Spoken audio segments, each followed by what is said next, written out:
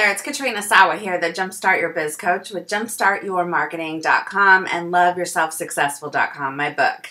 And I'm excited to share today a tip on how to hire your first assistant in your business or expand your team if you already have the beginnings of an assistant or a virtual team.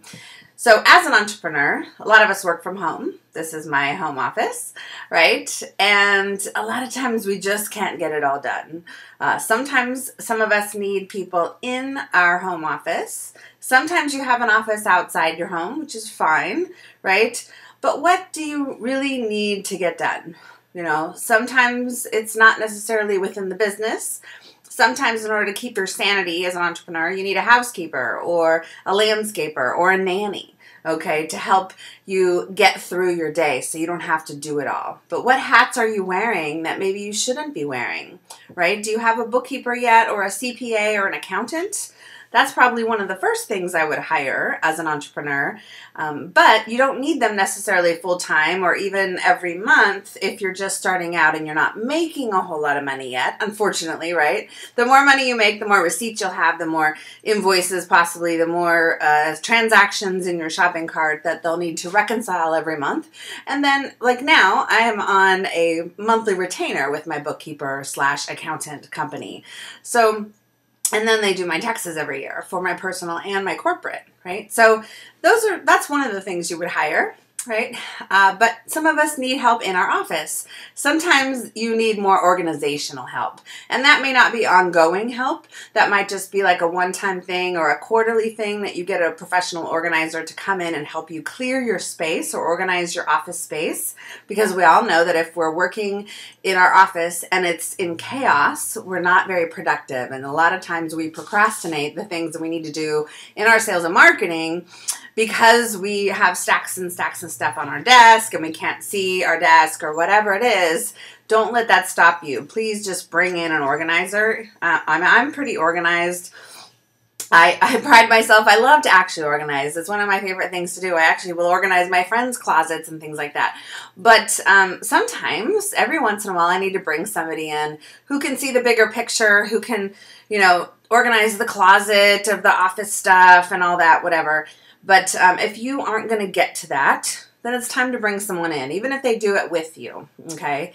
Then the next step is, okay, what do you need as an assistant? What are the things in your business, your marketing, your sales process, your follow-up with your database, your technology? What are the things you're not doing or don't like to do or don't know how to do? Those are the things you start off delegating, right? And I always tell clients, and the time frame changes a little bit, but if you are putting a task off for more than 3 months, then it's time to belly up and pay someone to do it, right? Come on. So, 3 months is a long time. If you need to make a lot of money and you're putting off some of the marketing tasks or the follow-up tasks, then you're putting off making money for all that time, right? So 3 weeks might be your cutoff if you are putting off marketing tasks and sales and follow-up stuff because you need to make money. So stop putting off the marketing stuff. If you don't know how to do it or what to say or what the technology entails, you need to just, suck it up and hire someone. It doesn't have to be full-time. You can hire them for 5 hours a month, okay? It doesn't have to break the bank. But think of the return on investment, getting that time back, or getting certain things done that need to get done in order to make more money and get more clients. So those are some things to think about when you're ready to hire an assistant. When you already have a team and you're looking to expand, then it's when the one assistant is too busy and or they're not getting things done in a timely manner. Maybe they have too many other clients and you've just put too much on their plate. So it's time to ask that person, what are the things you really love to do out of all the things I'm asking you to do? And then take the other things off their plate and give it to somebody else. And that's when it's time to do that. And then when you have at least 2 people, maybe 3, it's time to possibly look for a project manager of that team or a team manager or an office manager. I've had that before. I don't have that currently. I am the project manager now, which I don't like being the project manager, mind you. So I'm soon will be figuring out how to manage my team. But right now I'm still bringing on a couple new team members.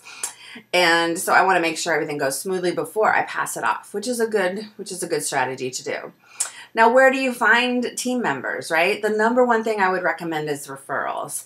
Ask people. A lot of times all I have to do is put a post on Facebook and I'll get dozens of replies for whatever I'm looking for.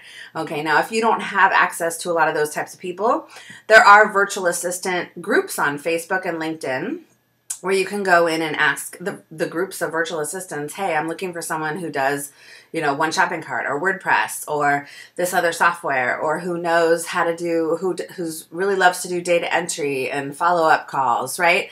So put it out there what you're looking for. Don't just say I need an assistant, because that's way too vague. So you have to delegate by task and thing that you want them to do. And that might be more than one person. Right? One person is not going to come in and do your organizing and make your follow-up calls and send out your newsletter and constant contact. That's not probably one person, okay? It might be, but it's probably not. Techie and non-techie, online and offline, usually are different people and different skill sets and different price points sometimes. So as for referrals, I did find a kick-ass assistant on Craigslist once, and so, it's not a bad thing. I wanted someone in the office, so I wanted to look locally. So those are some things to think about. Hopefully that's helping you get more comfortable delegating and outsourcing in your company. Come and talk to me if you have any questions in a complimentary strategy session. Go to askkat.biz. It's askkat.biz.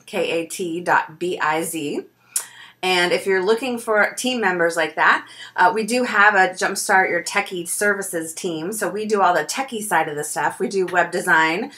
We also do website updates, email newsletters, social media, and anything techie for you in our Jumpstart Your Techy Services.